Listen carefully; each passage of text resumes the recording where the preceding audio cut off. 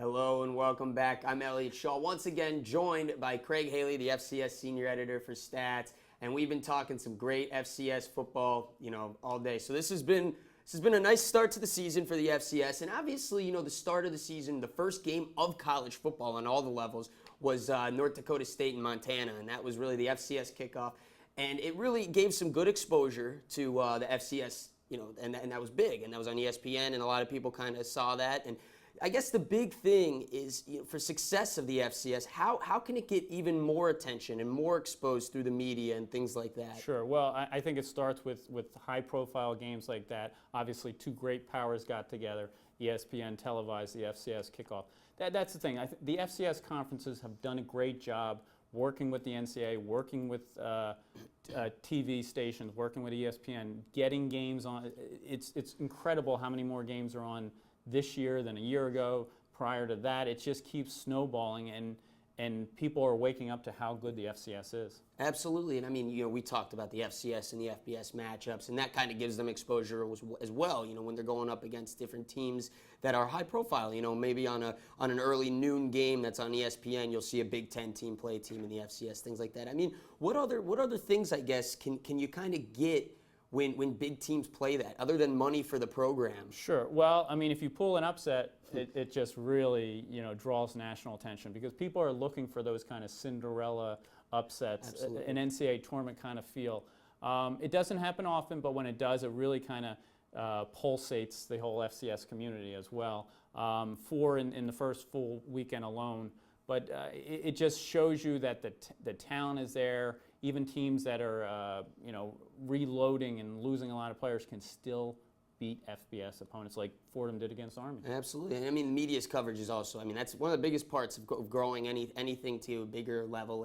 And the way the FCS has kind of done that, do you feel like, social media and things like, do you think that, from where it started with the FCS, do you like where it's going, where it's headed, and how it's grown? Oh, yes. And it's kind of funny.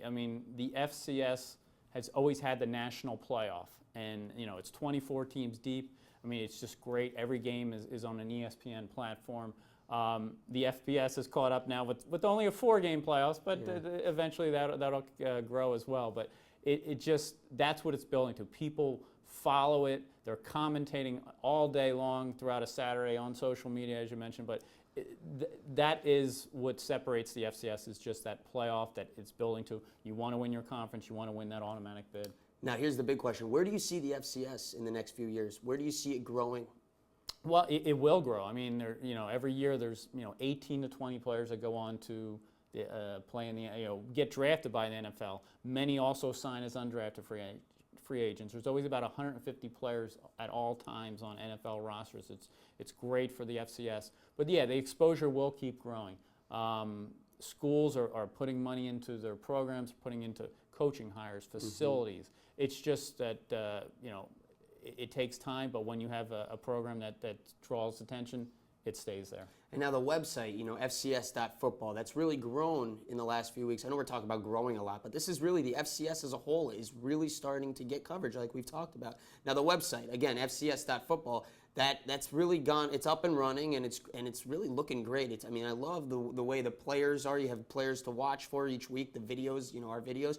I guess, can you kind of tell us about that? Sure. And where it's headed? Yes, it started for Stats with the release of the preseason All-America team in July, and it just keeps building. The watch list for offensive and defensive player of the year, the conference previews that we had. If you follow on a Saturday, there's so much FCS coverage, whether it's stories on the games, whether it's box scores. The information is great, and hopefully people are commentating on social media. And eventually we'll get to our postseason awards.